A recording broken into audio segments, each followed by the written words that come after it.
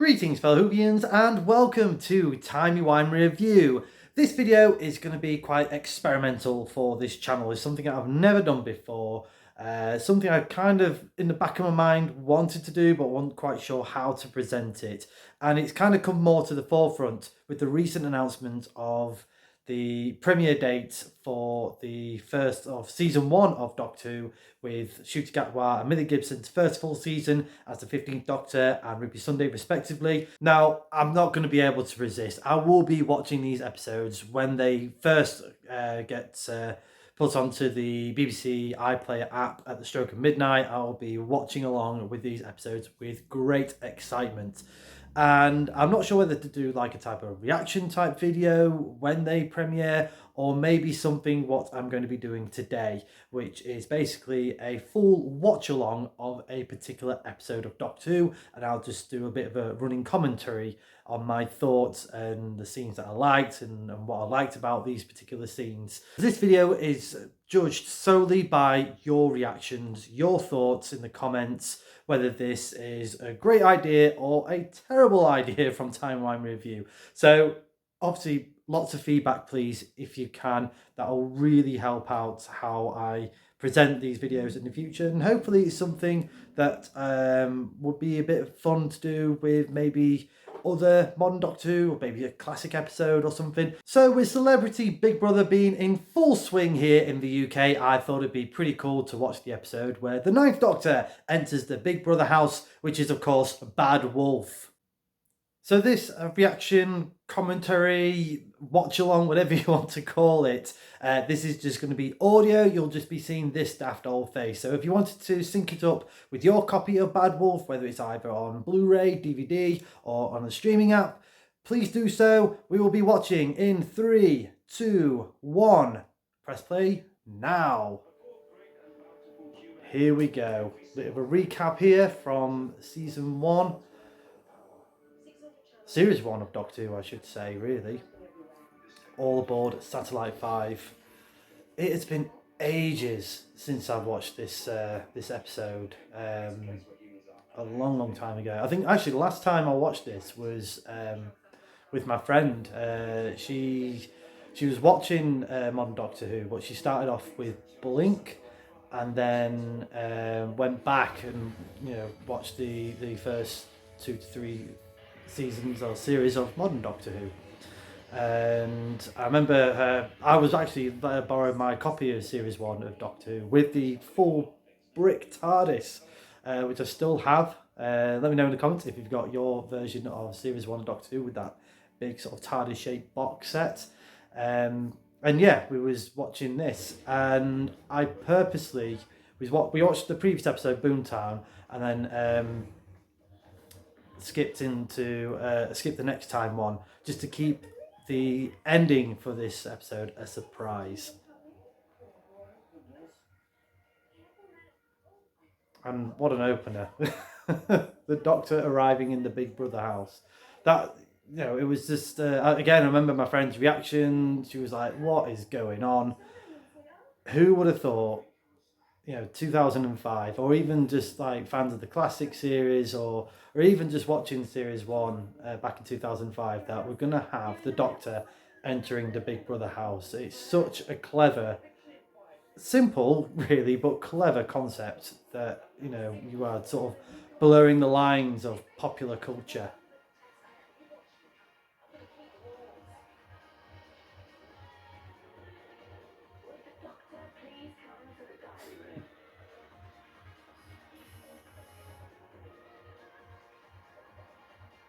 Just the Doctor just what am I doing here? And the weird children painting. I never noticed that before.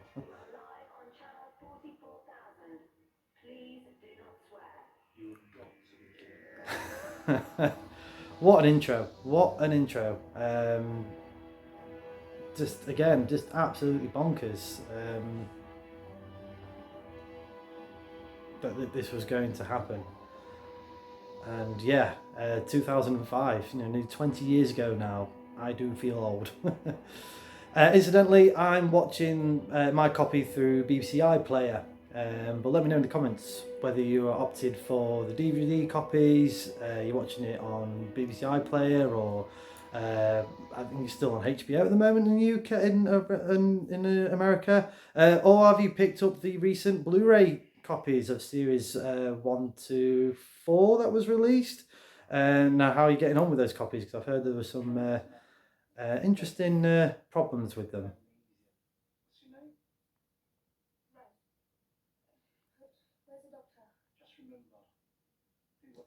Now we have Rose obviously separated with the Doctor, with Patterson Joseph. I only found out, actually, weirdly, I was channel hopping in a hotel that I've attended recently, and I thought I'll just stick on a bit of drama, which in the UK, and they had a very old retro episode of Casualty, and Patterson Joseph was there. He was Josh. I never knew that. I never got the two together. Obviously, I recognise him more as Johnson in Peep Show. He's an amazing actor.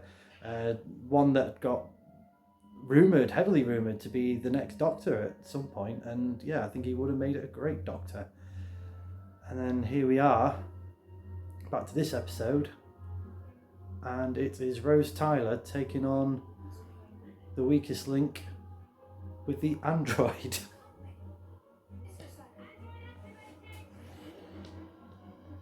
The android.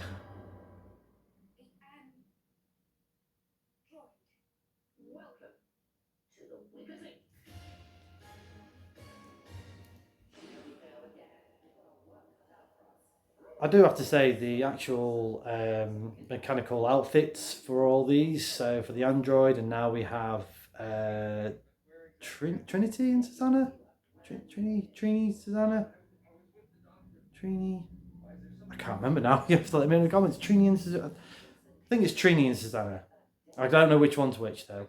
I'm gonna guess the taller one with the more cone-shaped head is Susanna, but correct me if I'm wrong in the comments.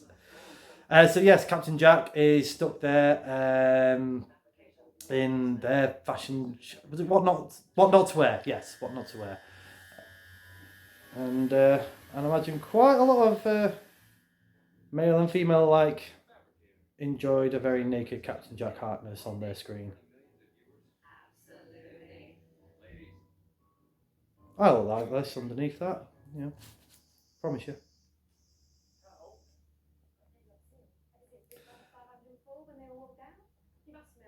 Just thinking back, again, this was 20 years ago, but even think about it now, sort of like the past 30 years, how much television has changed yet stayed the same. Because looking at it now, we've got in the UK now the rebooted version of Big Brother, and Celebrity Big Brother is on at the moment. The Weakest Link made a comeback recently in the UK. Okay, we don't have a what not to wear, but we've got lots of other sort of various fashion shows as well. That's kind of been elevated, but especially here in the UK, I'm not sure what it's like around the world. Again, let me know in the comments. But we've had a massive influx of shows coming back or making a return quite recently. Gladiators being a fine example. We've had Crystal Maze, DuckTales on Disney Plus. X-Men 97, obviously coming back for Disney Plus very, very soon. Yeah, it's just odd. Thunderbirds had a reboot not too long ago. It's just weird. It's sort of like it's kind of cool, but also kind of sad that there's not much of a gamble for new content. It's let's hark back with characters that we know and love and reimagine them. It's a bit of a. I don't know whether I like it or not. I'm always in for something new, and we do. To be fair, we do have that with Game of Thrones and Stranger Things and stuff. But it is very odd how many TV shows that have gone away and has come back, probably more popular than ever.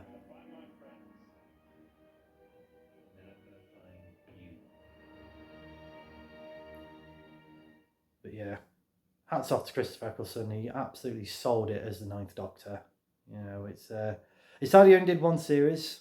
I'm glad he's back actually doing Big Finish audio. You know, I do think I'd trace that back to when he started doing the Comic Con circuits, conventions. I think one of his first must have been in London when myself and my fiance met him, and he was a delight to meet. Really, really friendly. I was very, very nervous meeting him, mainly for my fiance, because this was her Doctor. I got her into Doctor Who with this series, and I was thinking, oh my god, you know, you always have your horror stories of never meet your heroes, but he was brilliant. He was such a delight. You know, there was no animosity about him being the Doctor. He knew that's a lot of people will be here to talk about, and he was a gentleman with that. And I respectfully talked about the shows that he was doing at the time as well. And yeah, can't fault him. And like I said, I think that's kind of sort of maybe patched some of the wounds of what's happened during his time, sadly, behind the scenes on Doctor Who. Obviously, a long way away from fully healing those wounds with the recent video last year that came out with him at a Comic Con saying sacked Russell Davis, but that's a story for another day. But yeah, you can't deny he was a fantastic choice at the time to be the Doctor.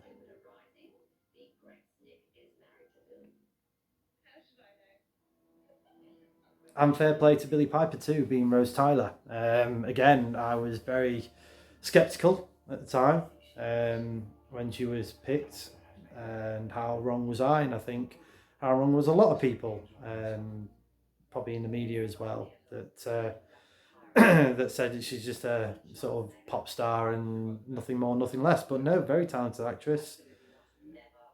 And I'm glad she's doing Comic Cons as well. Again, I thought that something that might not be her thing, but fair play to her. If you have met anyone, let me know in the comments. I'm always fascinated to know who we met, whether from obviously series one of Doctor Who, or any of the classic Doctors. Anyone, you know, share your stories in the comments.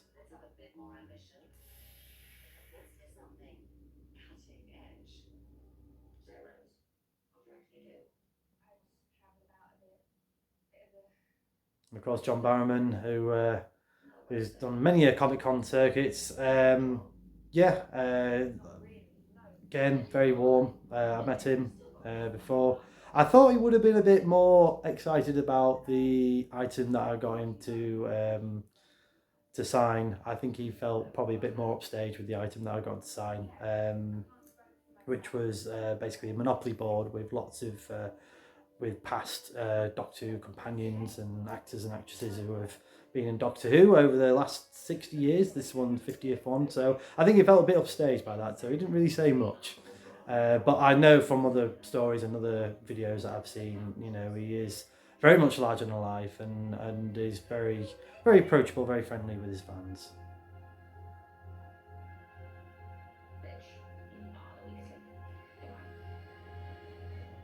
But here we go, back to The Weakest Link and shock horror. They have been disintegrated.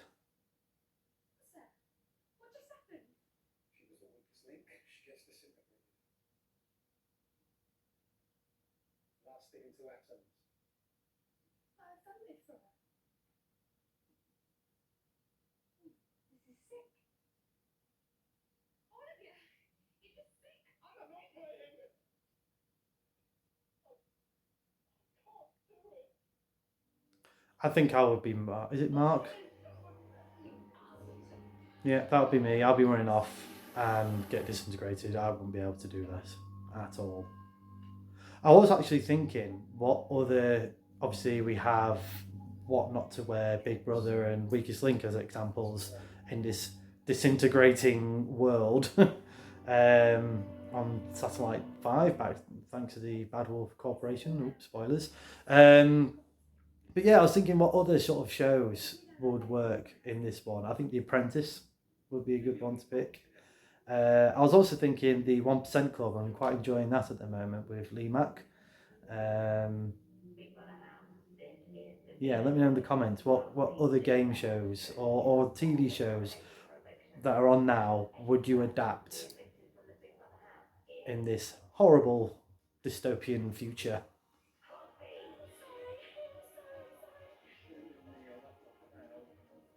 Again, love the Doctor's reactions here. Just, what am I doing?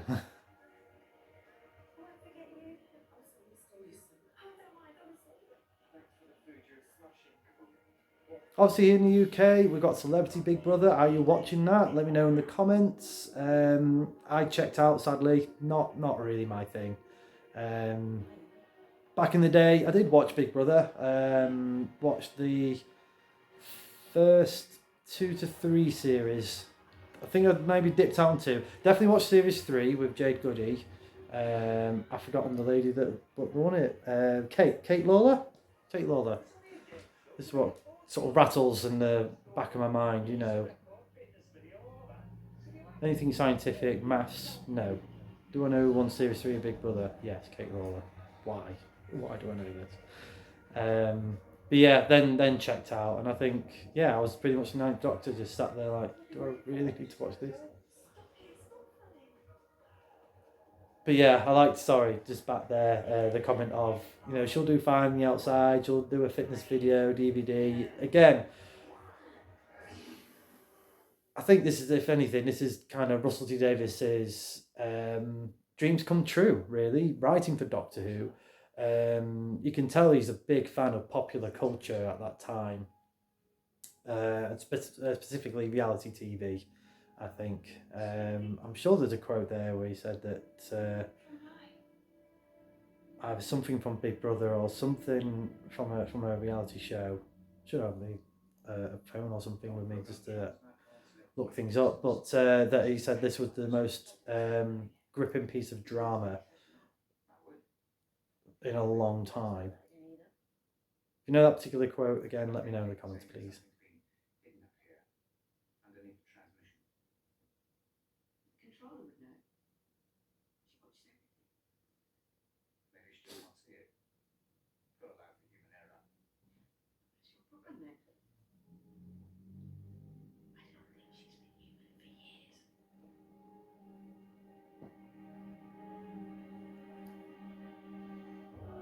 I just like the slow build up of the mysteries. We've got, like, obviously players being disintegrated, and now we've got this controller just hooked up with a bunch of wires.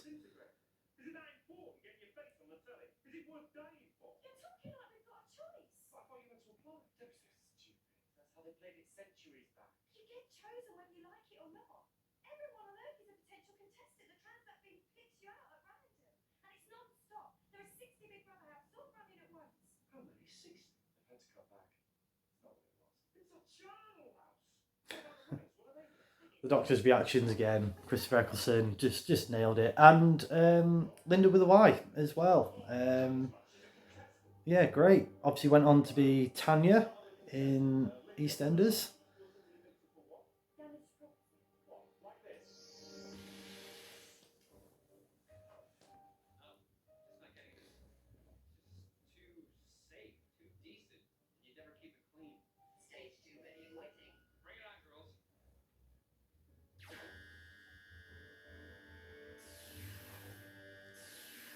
And another strip off for Captain Jack there.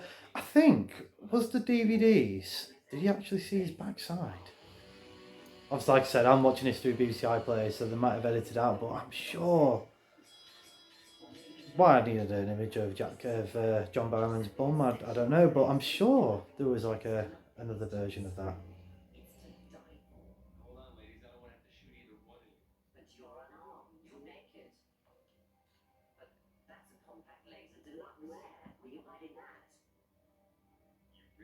I don't really want to know where he was hiding that either.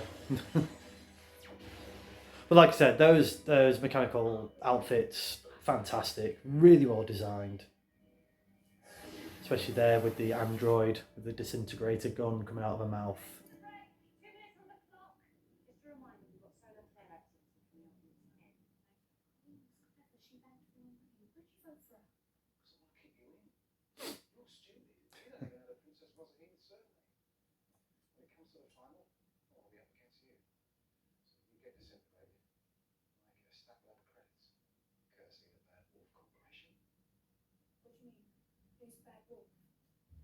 If you are new to this channel, thank you for taking the time to watching this.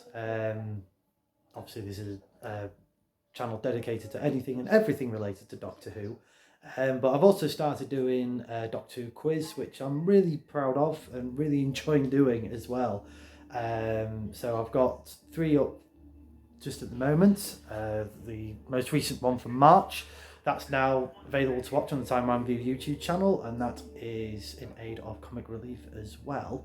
But just to give you a bit of a hint on the next one that I'll be doing in April, which will be landing on the channel towards the end of April, one of the rounds I'm going to be doing all the Doctor Who related questions. Oh, sorry, all the questions that was actually on the weakest link, this episode, Bad Wolf Weakest Link. So it'll be a mixture of obviously Doctor Who related stuff and obviously whatever questions, general knowledge type questions that they did. I think that'll just be a little bit of fun.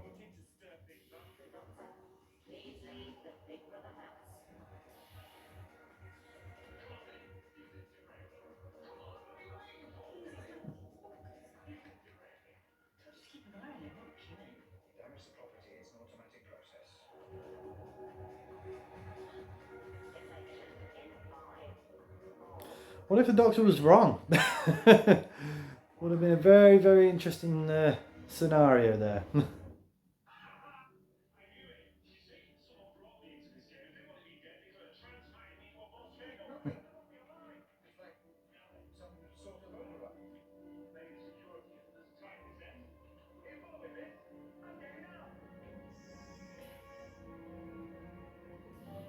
Again, it was a very different Doctor that we were used to, or familiar with.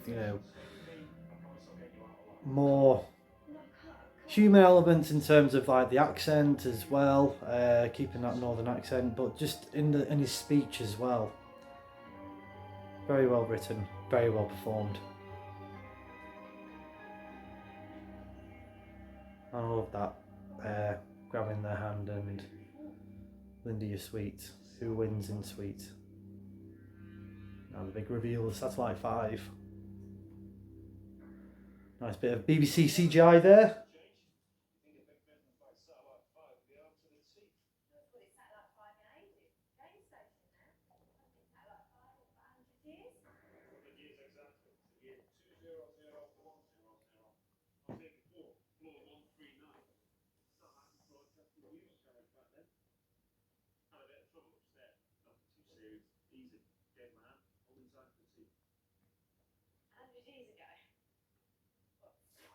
It's interesting that they kind of had a little dynamic there with the Doctor and Linda with Y of a potential future companion, maybe.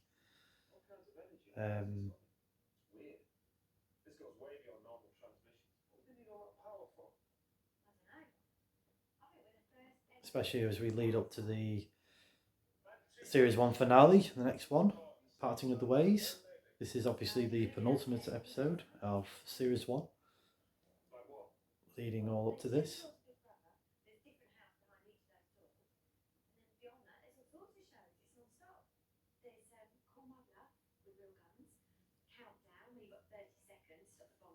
So yes, the other sort of quiz games that they sort of called out there, Call My Bluff, Countdown, that must have been quite stressful. Work out the words, especially if they all have to just do conundrums all the time. No one wins. But yeah, again, let me know in the comments what you think. What shows would you adapt? Would work in this horrible future? Obviously, Takeshi's Castle will be one of them. Total Wipeout or Wipeout, whatever it was called.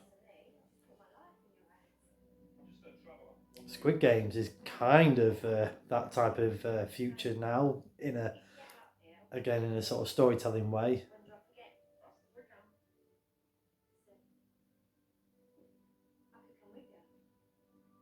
It's quite clever, actually. Just quickly talking about Squid Games now. They turned that into a sort of a game as well.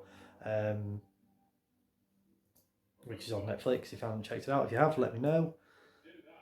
Wasn't quite a fan of how they ended the game, really. Bit of a meh ending.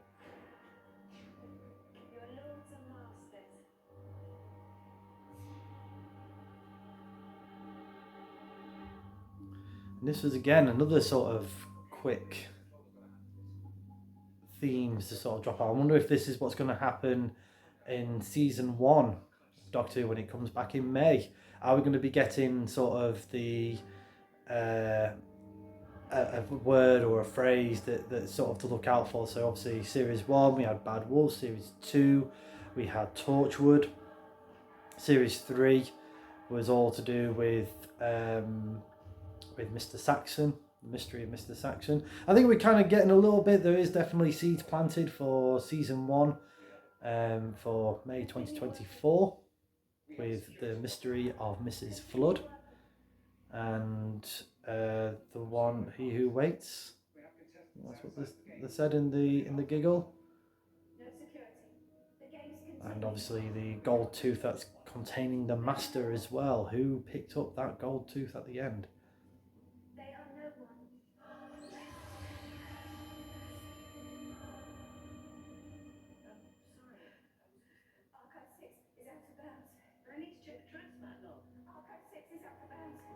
I do like that we kept the old reference for classic Doctor Who. Instead of transporter, it's transmat.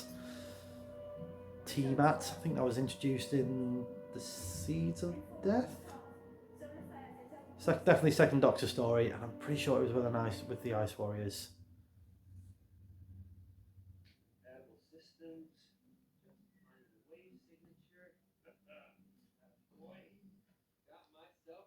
Got myself a gun.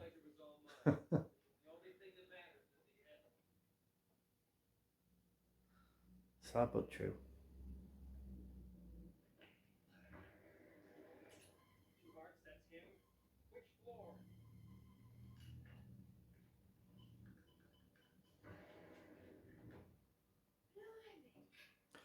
Would you like to see Captain Jack come back?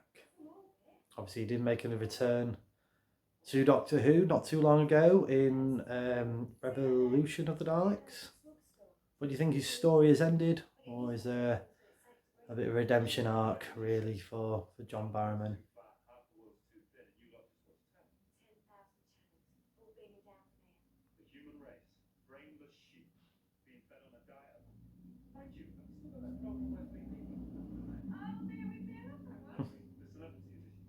Who wants to see Bear With Me?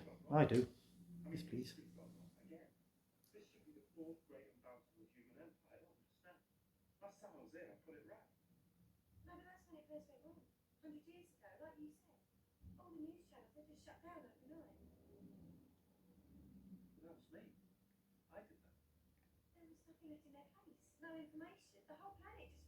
I do like that there was this nice flow to series 1. You know, it got to a point where basically every episode is important. You know, it all had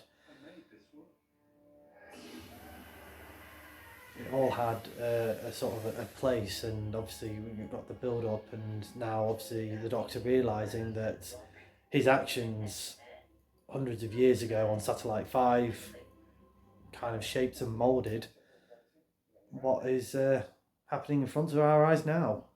It's a bit scary, isn't it? But I do feel that series 1 is kind of like a series of two halves. Up to sort of Dalek, I would say.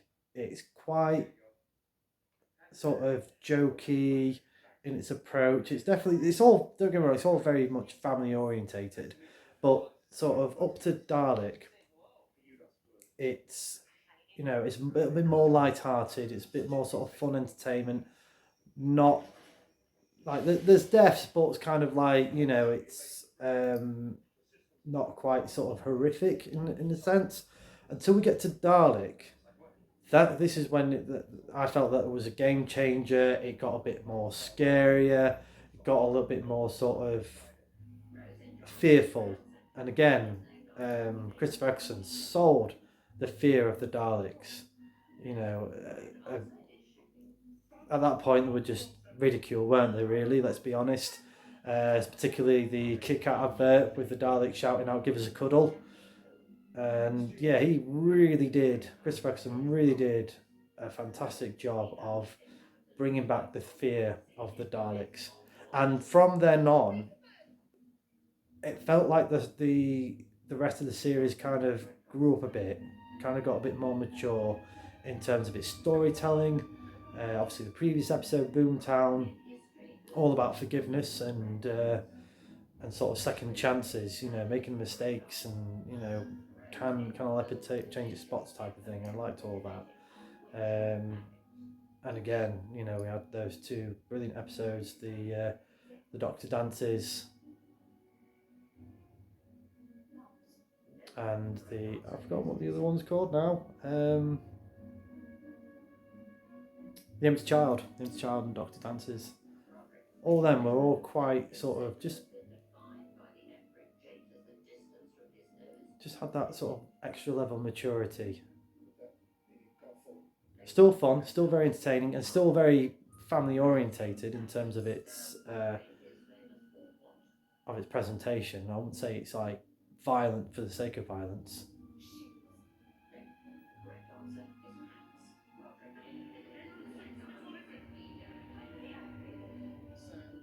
But it was quite clever how they managed to get away with the level of violence that they were sort of presenting, especially with people getting disintegrated. And I think because of the reasoning of actually they weren't disintegrated.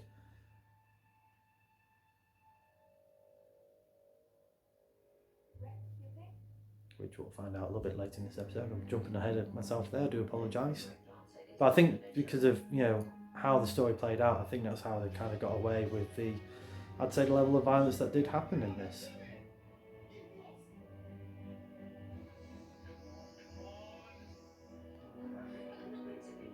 Again,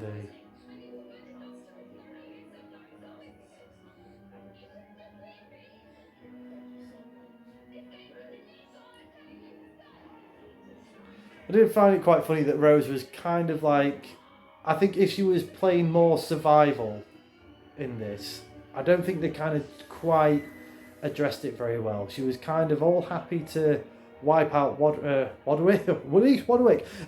happy to wipe out Roderick if she won. But this was a great scene anyway. I'll go back to this in a moment. But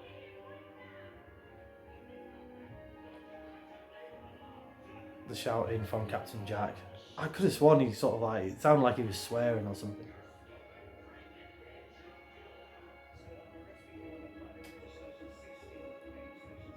But yeah, I felt like, I think Rose should have been playing more like a scared survivor. Having to do this because I've got no choice. I don't think that quite transferred onto screen that well. Unfortunately, it was only just after she lost and she started doing the panic stricken sort of, "Where's the doctor? He wouldn't leave me. This game is false," and all that kind of stuff. Yeah, could have been better, but again, I think because this episode's just going at quite a pace. With 30 minutes in.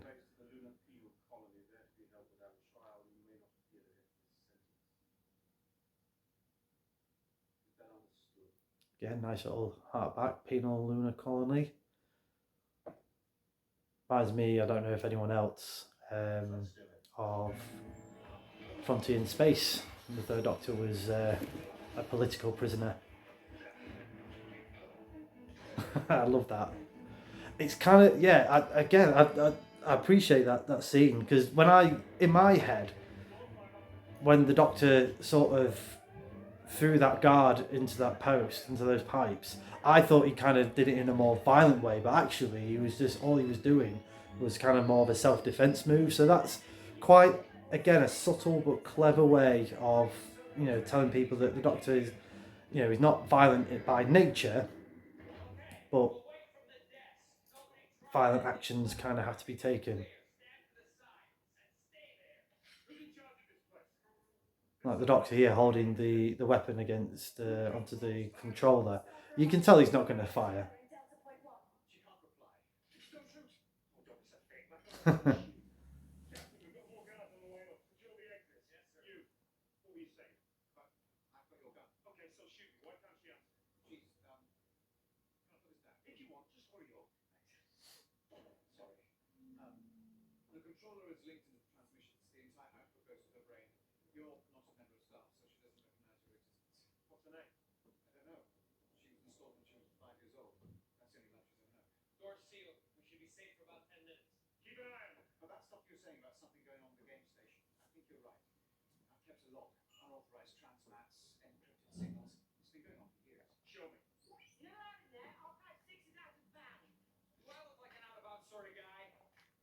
Yes, you do, Jack. Yes, you do.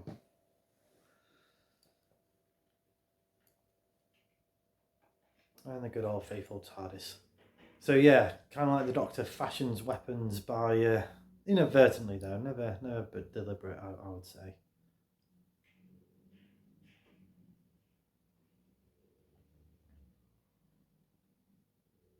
But yeah, it's just great storytelling. Great scoring by Murray Gold as well.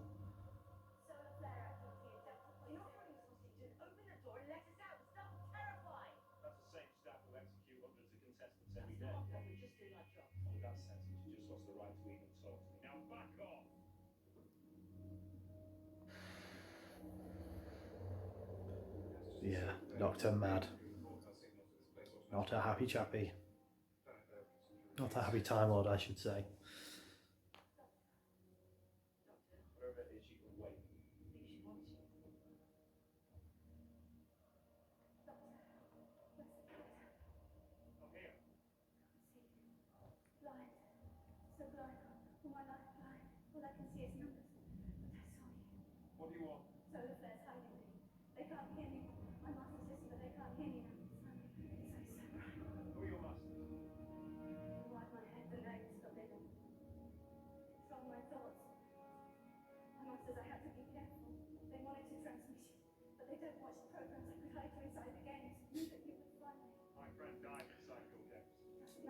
I know we all know kind of who the masters are and everything, but I kind of would like to see that these particular masters are watching Big Brother or The Weakest Link. I imagine there might have been at least one or two watching them in a ways of more effective ways of killing. What do you think? Do you think those metal creatures of hate was watching these TV shows? Probably bear with me if anything.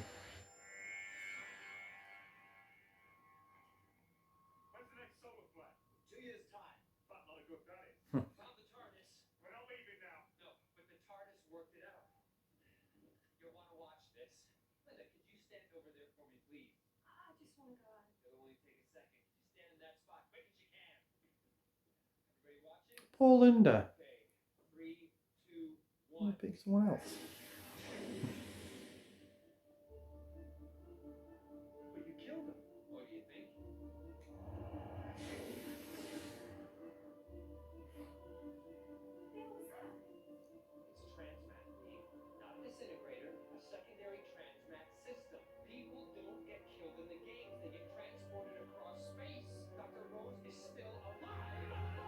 Hey, Rose is still alive.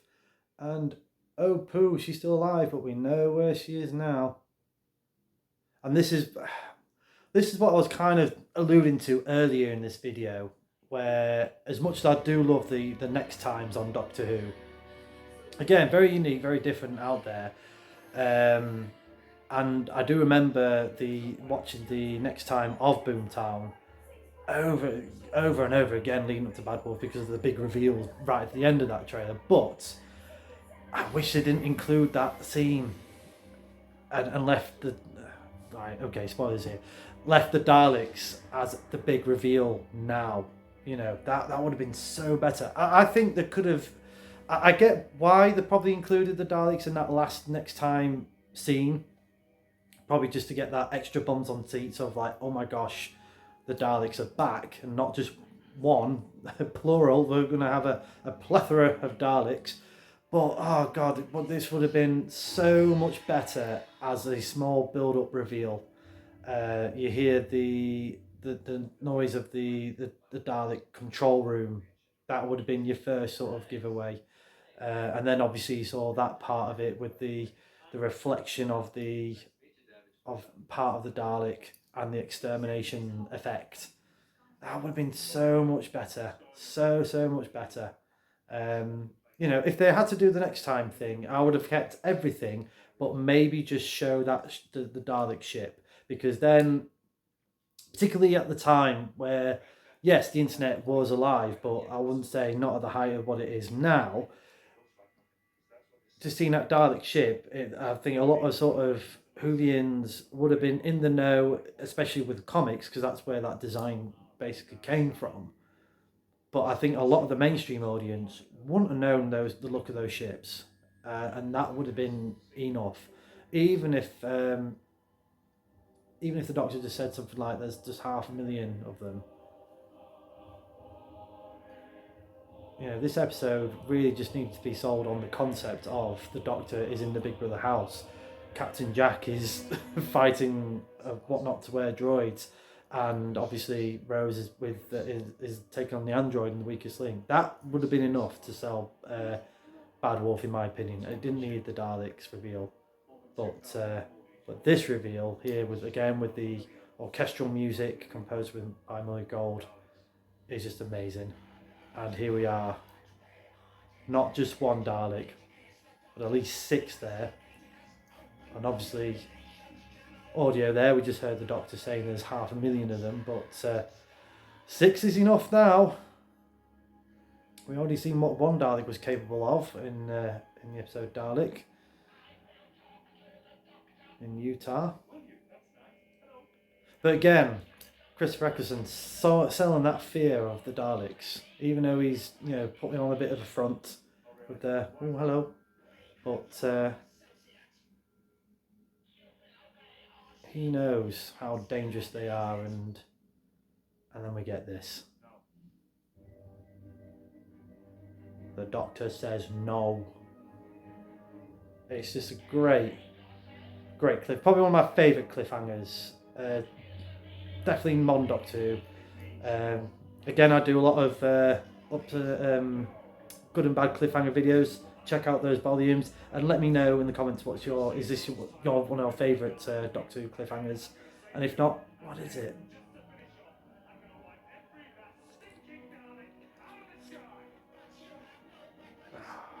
Just a great scene, and just the sound and everything. I know Nicholas Briggs gets a bit of flack with his Dalek voices these days, but he's still brilliant to me. You know, I no issues with Nicholas Briggs. Fantastic voice for the Daleks. And then here we go, we've got the reveal, big reveal that the Daleks are back. And it's not just one, there's 500,000 of them. And there we go, a mixture of the props and the CGI. We have got 500,000 Daleks ready to descend on Earth. Missiles flying off. This is a great next time, to be fair. This is what it should have been. You know, this would have been the big oh my gosh. And look at all them props there. You know, something that we're not really seen in Doctor Who before. Probably what, 7, 8 props maybe, or a few like dummy ones, but all those props, everyone fighting for their lives. Oh, it's such a great episode, really great episode, and a great cliffhanger to end on. And this as well. Everyone, all week, speculating who was that voice. Was it Davros? Was it the Dalek that destroyed itself? It's just fantastic. Great episode, absolutely love it. Again, it's just sort of capturing that imagination of Doctor Who can be absolutely anything it wants to be. And the fact that Russell T Davies managed to get his love of reality TV and Doctor Who and smash it together. It's just well presented. It's just a very clever episode. So that is my watch along / commentary / reaction to Bad Wolf. I hope you've enjoyed it. Again, like I said earlier in the video, it's all down to you now. Give it a thumbs up or just put a comment whether you liked it, what I could have done better. All in the comments. Honestly, your feedback is going to be very much welcome and well received. So if you do though, please like, share and subscribe. Hit the clock bell for more notifications. Come say hello and follow me on Facebook and X. And do check out my other fantastic Doctor Who related content on the Timey Wimey Review TikTok page. And of course, right here on the Timey Wimey Review YouTube channel. Again, thank you for taking the time out to have a watch and a listen to my audio commentary. Until we meet again.